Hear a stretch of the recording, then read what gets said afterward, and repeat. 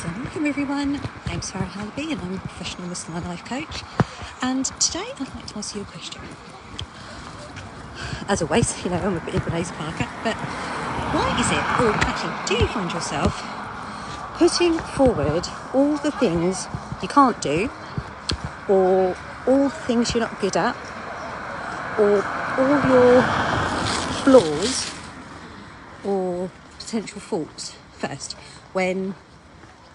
and the reason I'm asking is I'll give you an example. So today has been a usual day, but a lovely day. I've had some coaching clients this morning, and mashallah, that's always so different. No session is the same, nor that it should be, but there's always something that comes up that's quite unexpected. And subhanallah, there were things that came up in the conversations I had this morning that I wasn't expecting, and subhanallah, it was great to see the ladies find their way through and uncover things about themselves. But what came up in some of the newer conversations that I've had, whenever I ask someone to tell me a little bit about themselves, 9 out of 10 times they'll start with what they're not good at or what they're not.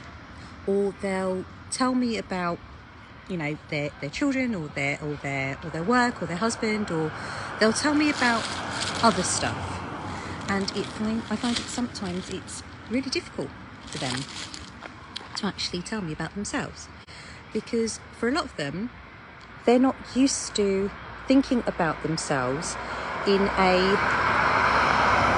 complimentary light. I'm not going to say a positive light, in a complimentary light. They see a lot of what they do through the lens of, or they see their experience through the lens of what they're not doing well, what they haven't got, what isn't going well for them, what they aren't good at. And when we speak, so much comes out, and they say, oh, a bit boring really, nothing special. And they go on to tell me the most amazing things about themselves. So I'll ask you, do you do that? What's the internal dialogue going around in your head? Is it complimentary? Is it empowering? Is it motivating? Or is it, and this obviously, it's not the same story that goes around in our heads anyway, but when you think about yourself, what comes up for you? Do you go to your flaws?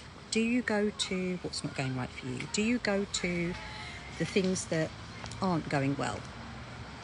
Or do you think about yourself in terms of your successes, in terms of what you do well? Think about it now. I'd say to you, tell me a little bit about yourself. What comes up for you? What's the first thing that you would say?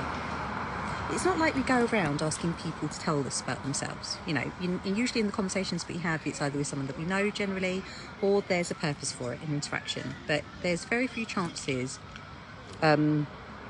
unless you're opening up meetings with new people or you're networking, whatever it is.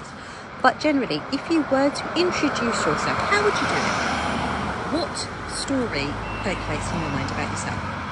And is it complimentary, or is it based on your flaws? I'm going to go and pick up my children now, so I will leave you to ponder on that. And I'd love to know what comes up for you, because I find, not with everyone, but some of the most amazing ladies that have come to me have started off with seeing themselves through the lens of their flaws, of their imperfections, of their failures even.